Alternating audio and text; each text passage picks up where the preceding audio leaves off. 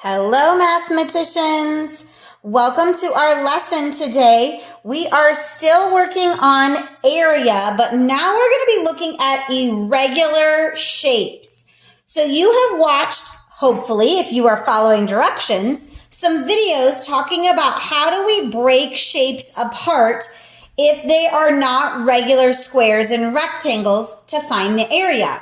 Think about your house. Your house is not a perfect square or rectangle on the inside. Your rooms have corners in different areas where you have closets, or you might have shelving, or you have a refrigerator nook. And if you were going to put flooring in, you've got to cover all that space. So this will help us figure that out.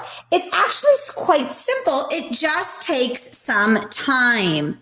So today what you're going to want to grab is your additional practice workbook, and you're going to want to open it up to page 79.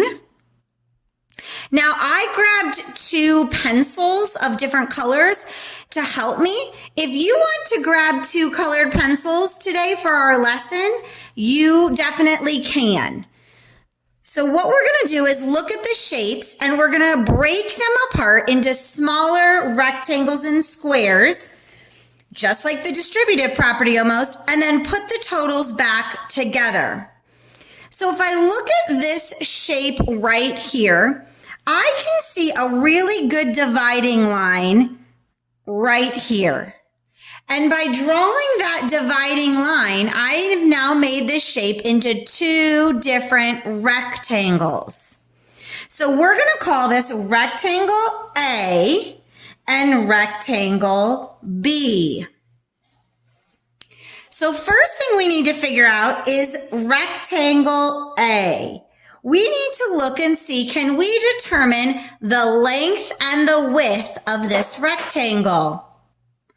So if I look over here, I notice that they told me this whole side is 6 and the width up here is 2.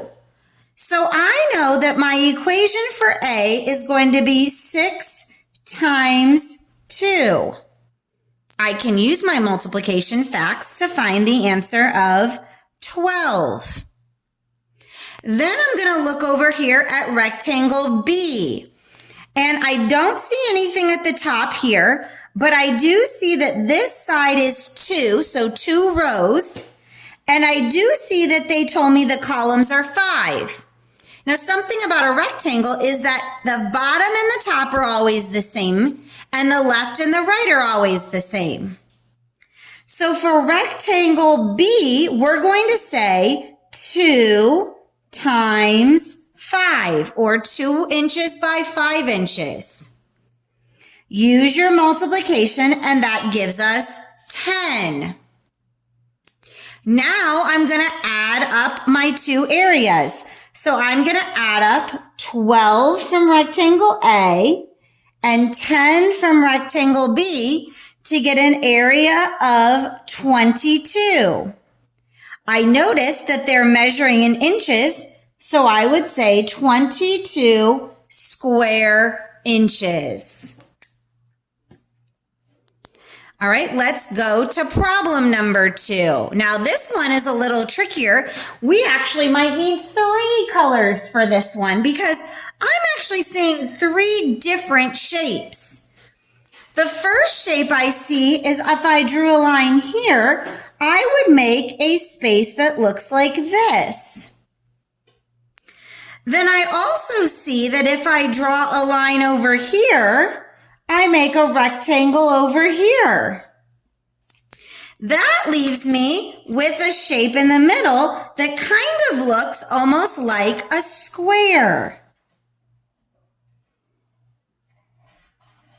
So let's label our 3 shapes. We have shape A. We have shape B and shape C. That is acceptable to make more than one. So let's start by looking at shape A. When I look at shape A, I notice that I know that there's 2 columns, but I don't see anything with their rows. However, I do notice that over here, they told me that this is 1 foot. If this side is 1 foot, then I know this side is 1 foot. So I'm going to write in my 1 to remind me. And then I'm going to write that my area would be 1 times 2. And that would give me an area of 2. Let's look at shape B. So shape B I see is 3 feet long. So there's my columns. Now the side over here, I see that this part is 2, but I have to know the entire length. Well, I learned already that over here was 1, and if I'm using a rectangle, the sides are the same. So this side would also be 1. If I put it all together, then this side length would be 3. So my shape is a square because all the sides are the same size. And it would be 3 times 3, which is 9. Our last shape is C, and this one has 1 row and 2 columns. So again, 1 times 2, and that is 2.